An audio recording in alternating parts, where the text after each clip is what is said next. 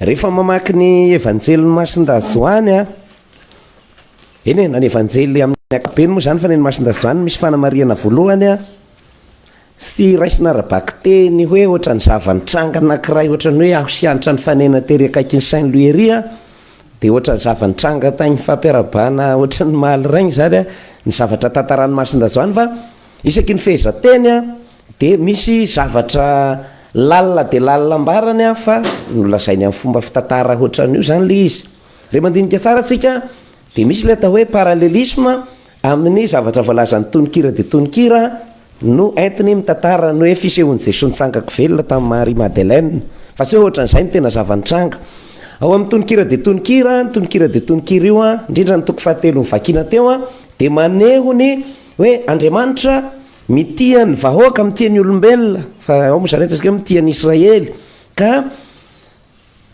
misy fotoana ilay vahoaka izay mitondra ny anjara-toeran'ny vehivavy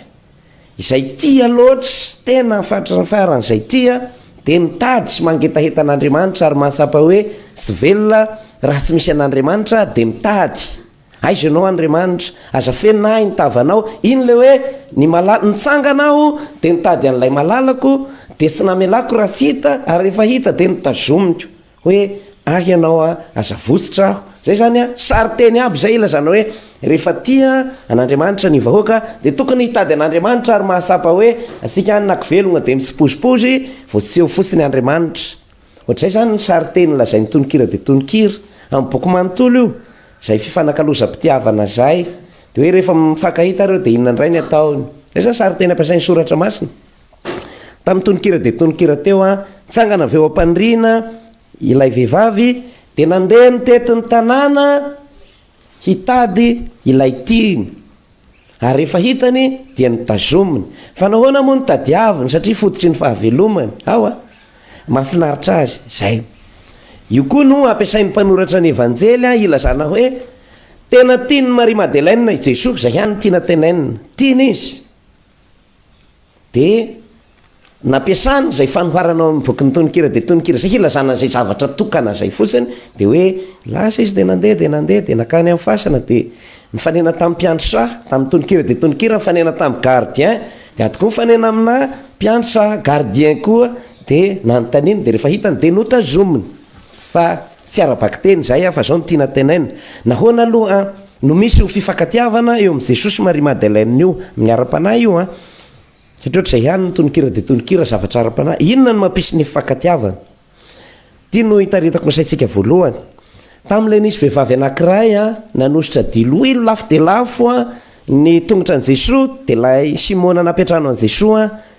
niteny hoe ianao kely fitiavana satria tsy mba nanao any nataondra vehivavy ty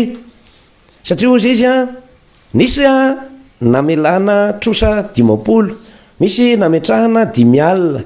dia iza no be fitiavana kokoa rehefa avy eo izay namelana be ve sa namelana be dia ny Marie Madeleine zany ny fahotany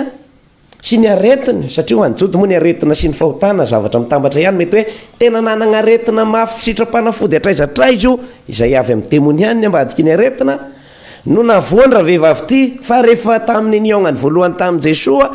sitrana ny loharanona aretiny ka ozy izy hoe namidiko aby aza ny fananako raha oharina amin'izay tonga dia hoe sitrana rehefa niaraka taminy nara-panahy nara-saina nara-batana aya ity zavatra tenen'ny Jodasy hoe raha namidika nomenany mahantra ty mbola tsy mahavidy an'izany dia izay no nahatsapahany hoe tena fitiavana lehibe dia lehibe no nyraisiny avy amin'ny Jesosy dia lasa nisy an'izay hoe sy nahasaraka an'i Jesosy itsony satria fotom-pahavelomany zay le izy ao ifankatiavana io tena ara-panahy sahala mitokony hitiavantsika an'i Jesosy hoe arakaraka ny soa zapatsika nyraisina taminy no mampiraiki-po asika aminy ka sy ahalalana andro mangisy sy andro vao maizimaizina misoasoa maraigna makaty amin'ny sapelle dia mbola mamely ao amin'ny farika aza matetika sy ny sisa ao misy tonga ny akorona ao regny zany le hoe rehefa nanaovan'i Jesosy asa-pamonjena ianao tao amin'ny sainao vatanao sy mifanahinao tsapanao dia mahafoy ny zavatra rehetra misy azy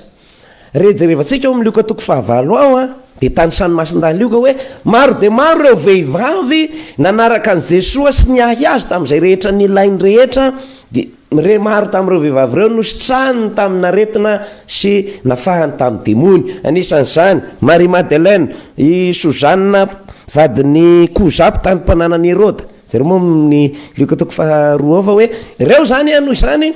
tena nilozany ny fiainan'ireo andavanandro fa lasa nikarakaran' Jesosy reo zany mpandeha amin'ny tsena de mikiky karaoty sy mamboatra mayonnaise de mba mamboatra dessert rehefa nanomboka hoe sa misy fiainana koatra ny miaraka amin'ny Jesosy koa zay zany de resy lahatra de miaraka tamin'ny Jesosy foana io no ambaran'le tonikira de tonikira ary lazainy Masindahy Joany amina fomba fitantarana feno hevitra lalina fa se film io de hoe ohatr'izay le izy fa fitantarana hoe tena tia izy satria nahatsapa hoe navela heloko. Anisany azontsika raisina ihany koa ampitahana amin'ny fiainantsika zany ny zavatra niatra tamin'ny Marie Madeleine na retina rabatana io satria azo heverina toy izay le hoe demony fito na karazana fahotana tena hoe tsika mivavaka ato amin'ny sapelina ny Radio Maria zao tsy avanisy nanana fahotana tahaka izany satria nisa fito ho an'ny soratra masina de milaza hoe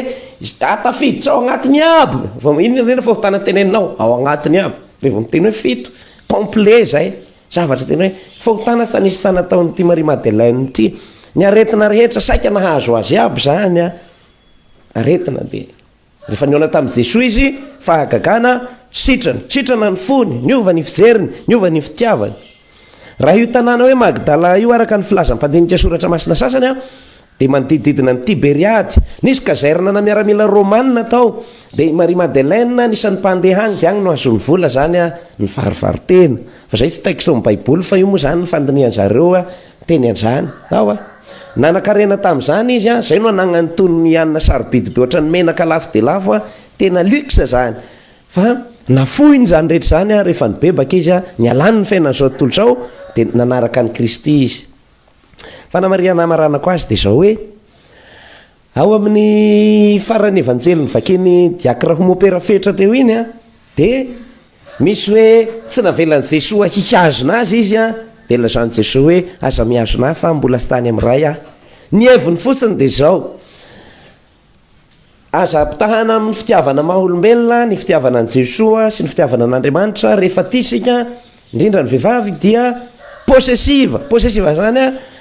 amin'ny maha-olombelona izy mety fa rehefa amin'ny fitiavan'Andriamanitra tsy mety le hoe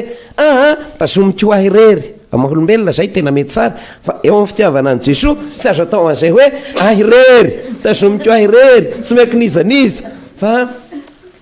mitory amin'ny hafa ihany koa hoe aza ny maika ny hitazona heto aloha de Jesosy ako rery fa hitarina amin'ny hafa lazao amin'ny rahalahy kokoa zao vaovao mahafaly zao. Ny salamo nataontsika teo iny nalaina tao amin'ny salamo fahatelo amby enimpolo moa milaza le hetahetan'Andriamanitra